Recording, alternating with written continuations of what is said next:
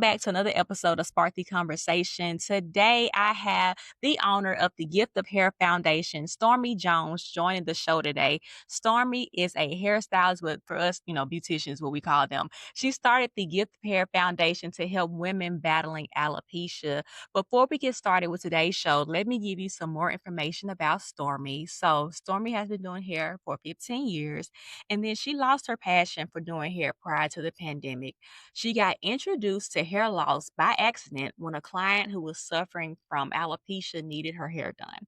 So she started her nonprofit, the Gift of Hair Foundation, and then she started hair replacement for those who could and couldn't afford it.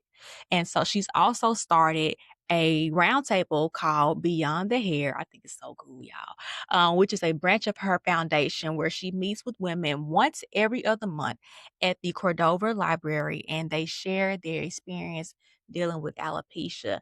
I'm so happy to have Stormy on the show. She's going to share her journey with us about her journey from to becoming a beautician, a cosmetologist, hairstylist, whatever you want to call it, and then how she got started with the Gift of Hair Foundation. Stormy, thank you for joining me today. Thank you for having me. Wonderful. So tell us, why did you decide to become a beautician, cosmetologist?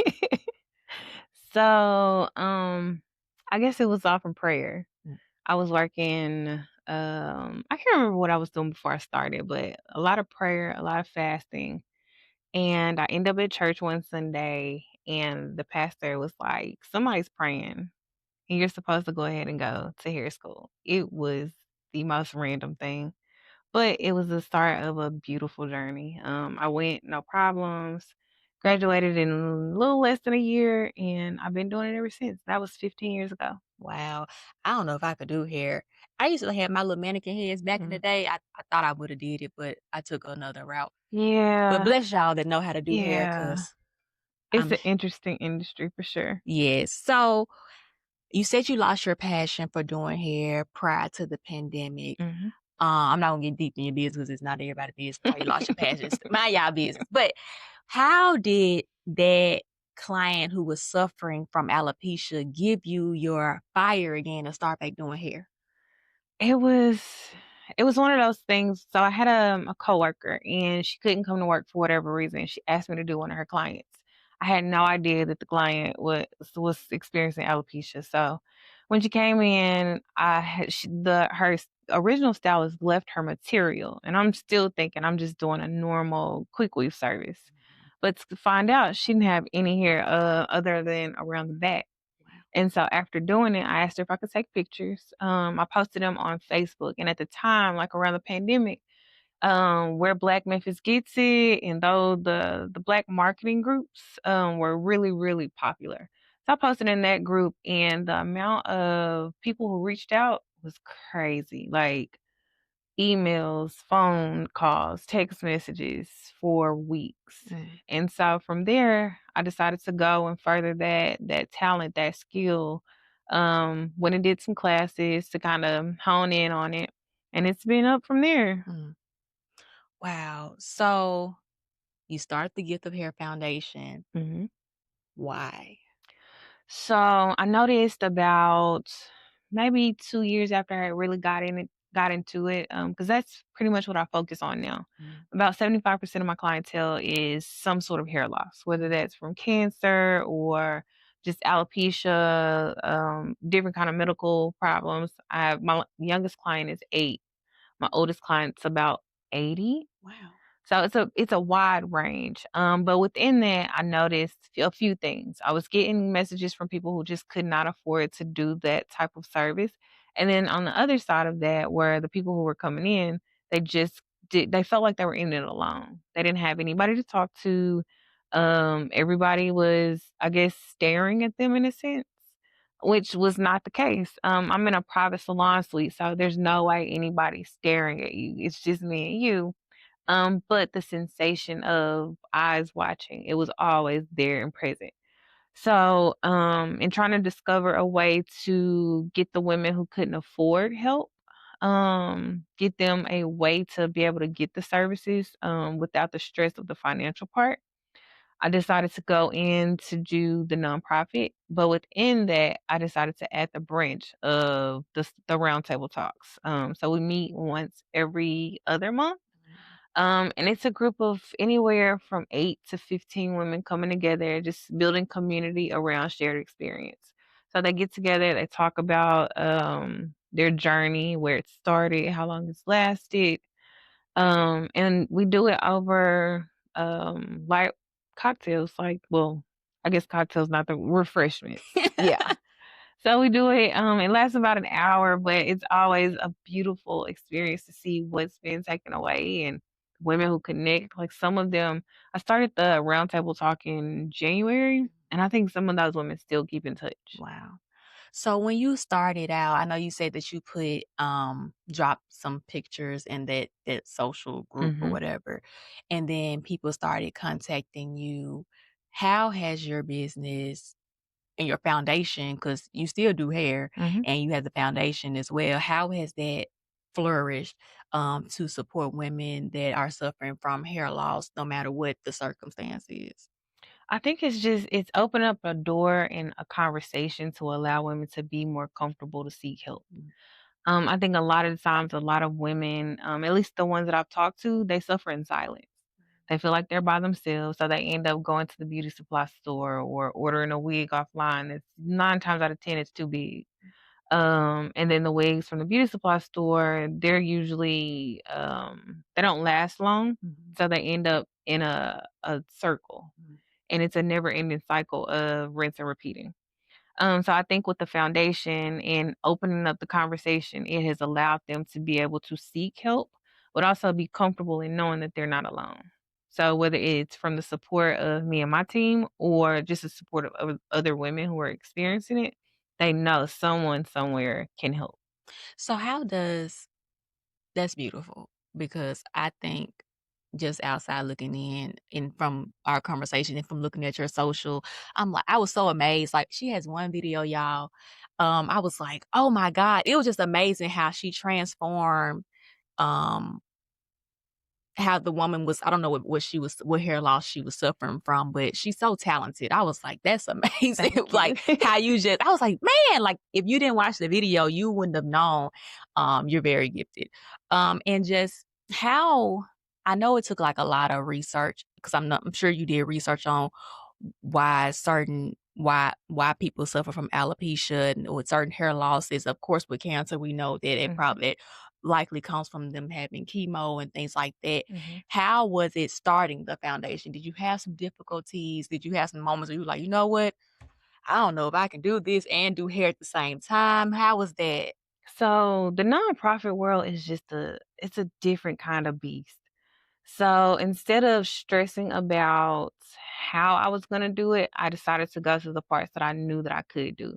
Getting the women together at the library once every other month, I can do that. That's not a problem. I can do that without the nonprofit. So just focusing on the things that I know I could control without adding too much stress, because I won't lie, doing what I do and how I do it, it comes with stress in itself.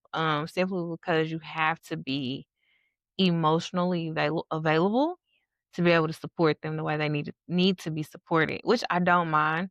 And it's actually it's a joy to be able to do it, but to add the nonprofit stress on top of it, I just had to find that balance. And that meant for some months I may not focus on fundraising to be able to make the purchases for the wigs for women who can't afford it, but I still can help them in some way because we can come together and we can have a conversation about it.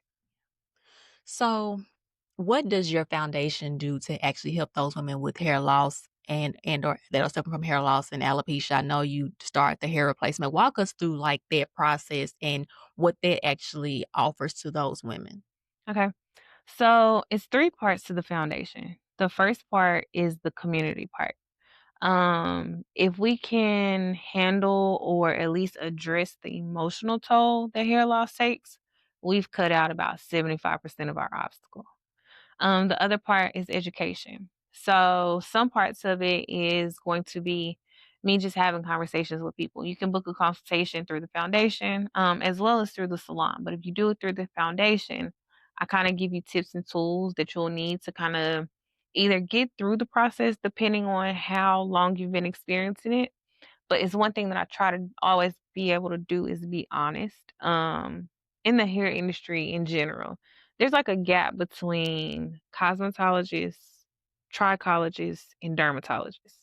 And all three are going to say something different Mm, most times. But on a base level, most cosmetologists are not going to really, in my opinion, and I may be wrong, but in my opinion, and from the commentary that I get from some clients, most hairstylists are not going to address the hair loss part of it. mm, So it leaves you to try to either find a trichologist, which they're not a lot. There are some, but they're not a lot. But then you have the dermatologist, which once they go there, it's either been too long and there's nothing that can be done, or the dermatologists are not really concerned about the hair. They want to get the skin together or the scalp together, and it's like I tell my clients, like the hair and the scalp don't need the same thing. mm, So if I'm giving one what it needs and it damages the other, I'm still not doing my part. mm. So with that, I try to take out the promise of being able to grow hair back, but just give them the education and the comfort to be able to maintain what they have. So if that means getting the nourishment and the vitamins and all the things that comes with maintaining what they have to either keep it healthy or get it healthy, that's where we focus. I try not to give any kind of false illusion that we can make something happen that can't, because once a hair follicle dies, it's pretty much gone. Mm. And that's a hard pill for a lot of women to swallow. Yeah. Like for somebody to be like, "Hey, it's been 15, 20 years. It may or may not come back, but this is what we can do. We can start by, using what you have to make you feel beautiful." And that's the goal of the foundation. Just to give women the confidence to feel beautiful with whatever hair they have. You said something to feel beautiful because a lot of women, not for a lot of women, majority of us, for our hair, it's like our crown and glory. It's like Mhm. you do lose a sense of confidence if you feel like something's going on with your hair. I've gone through it myself. Like something's going on, like I'm about panicking. Yep. But that's I don't know anyone that's, well, when women, because we've been taught young age that your hair is, like I said, your crown and glory. When Mhm. you lose that, even though I have not suffered from the alopecia aspect, it's almost like you do lose that confidence a little bit. Like, You feel like you lost a piece of yourself. who am I? Like, I'm not Yep. beautiful without my hair. And some people are like, it's just hair. Where's my hair? You can't just say that it's just hair because you still got a hair full of hair. And Yeah. but you're like, you're not me. So you can't Mhm. say it's just hair, especially when you're suffering from like hair loss especially if you're going through like chemo Mhm. or suffering from alopecia. It's not just hair at this point. It's my hair. Yep. And it's like, it's my confidence. And how do I get my confidence and get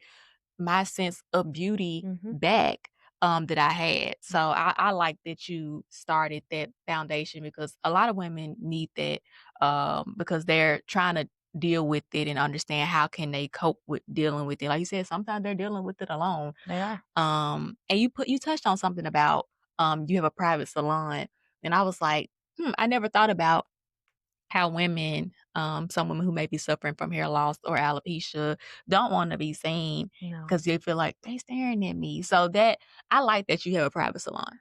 So before I went to the private salon, I had been doing hair loss. Well, I've been doing hair replacement. I think there's a misconception between the two terms, hair loss and then hair replacement. Mm, So I focus on the hair replacement part. But when I started that, it was in 2020. So right before the pandemic and the world shut down, I had just kind of started to dabble in it. And then when we opened back up, I tried to focus on it a little bit more.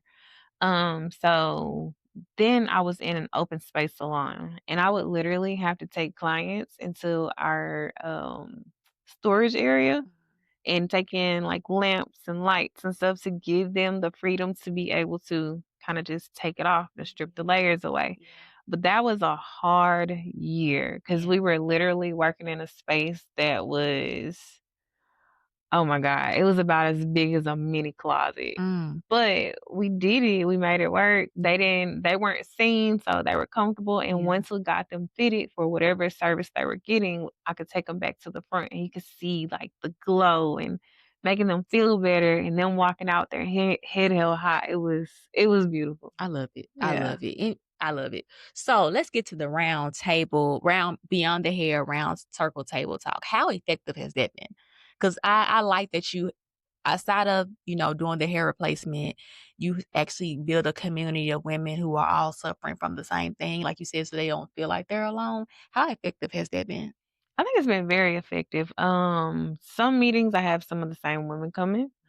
I have women who are still calling that came to prior meetings that want to come to future.